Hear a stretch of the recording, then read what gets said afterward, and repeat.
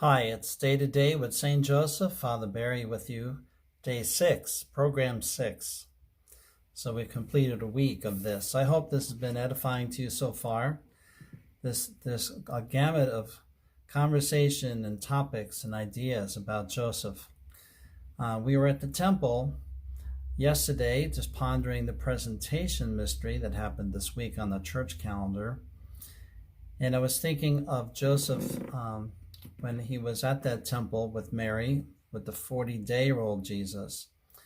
She would have reminisced of her other times at the temple, in service of the temple there all the time, but remembering her own presentation at 3 years old in the temple as a girl, and how then she was educated at the temple, and Joseph would have been fascinated by that because now he would have come to the temple many times through his years growing up, very devout man of faith.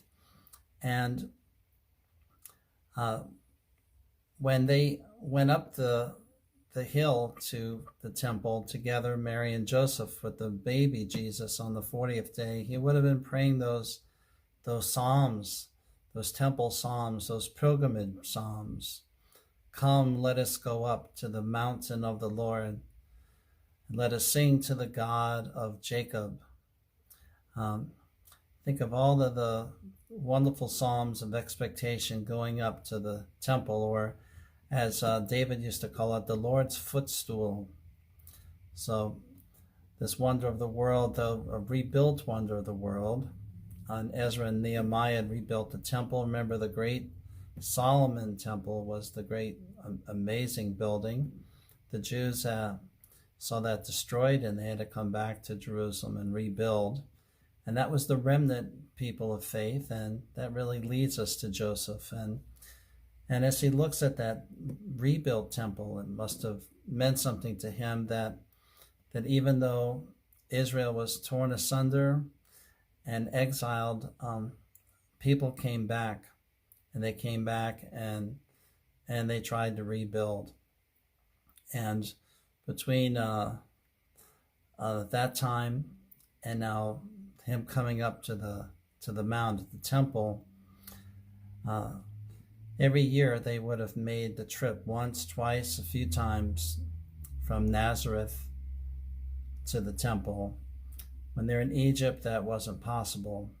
But when they were in Nazareth again, they would have made this trip, and Jesus would have seen this place. And so on the 12th year, when they're coming, Jesus is so mature for a 12-year-old. He really knows it all. And he has a lot of questions. He thinks he has the answers, but he'd like to ask people what they think. And so this time he wants to mix it in, talk with the scholars. This wasn't in Joseph Mary's plans. It was just to attend all the festivities. Just a little segue here. We started with Joseph in the temple and what the temple meant to him, how it felt to see it and bring his 40-day-old child Jesus to it. And then when they live in Israel and are raising the child Jesus, how they would make the trip to the temple and how stirring it was every time they went. And they kept pondering, and this child that we have, what is relationship here to the temple, to the chapel, to the Holy of Holies room here, this one who is of God. So when Jesus is 12, they take him up, but they're not planning to do anything extraordinary, but just go to the events and go home. Jesus has some other plans going on. It's a Jesuit priest who tried to relate what that visit to the temple with Jesus as a 12-year-old, what it meant. What was it like for Joseph? Here's some words from a book he wrote. It was the Paschal season, the signal fires customary in the Holy Land, announcing the feast of the new moon of the 9th month of Nisan, were already blazing upon the mountain tops.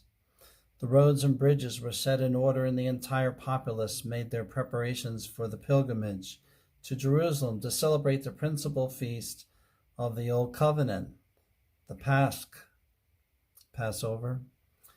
In the towns and the villages, various groups of pilgrims were organized while all along the roads leading to Jerusalem. Numerous parties, arranged according to sects, made their way, and the valleys resounded with the chant of the pilgrim psalms, Psalms 118 to 130 especially. Our Savior had now entered his 12th year, and as the saying went, he had become a son of the law, that is, one obliged to keep the prescribed feasts and attend the three principal festivals at Jerusalem. And thus on this occasion he accompanied the travelers as a youthful pilgrim subject to the law. Nature was now arranged in its verdant spring garb, and great enthusiasm manifested itself on all sides, especially so when, resembling an island, the holy city emerged from the deep vales back of the ancient sanctuaries of Silo and Bethel and Mount Scopus, and with its mighty towers, walls, palaces, and cupolas, and its golden temple broke upon their view like a heavenly vision. The Paschal pilgrims found lodgings with friends and acquaintances as guests, or for a small pittance were accommodated during the festival days. Thus too the Holy Family. At evening tide of the 14th day of Nisan, the Paschal lamb was eaten. On the 15th of Nisan, the great sacrificial ceremonies that all the men had to attend were performed in the temple. And in the evening of the same day, in the presence of the people, the first sheaves of barley were cut and brought to the temple to be offered to the Lord and burned on the following day. And this, after this offering of the first fruits, with which the harvest season opened, the pilgrims might begin their homeward journey. And so this is probably what Joseph and Mary did. And they departed from Jerusalem with the other inhabitants of Galilee and Nazareth. And it was I'll go off the page, it was a throng of people now moving. People arranged with different families, women over here, children, the adults, all these people kind of heading in the same direction. It says they went out to a city called Baroth, and it was there that Joseph and Mary realized that he's not among the collection of people. That really surprised them. They thought he was. And this temple journey of Joseph has more than one part to it, so I'm going to have to go to next week and tape 7, talk about the disappearance of Jesus, like what happens to him, what's going on, why does it happen?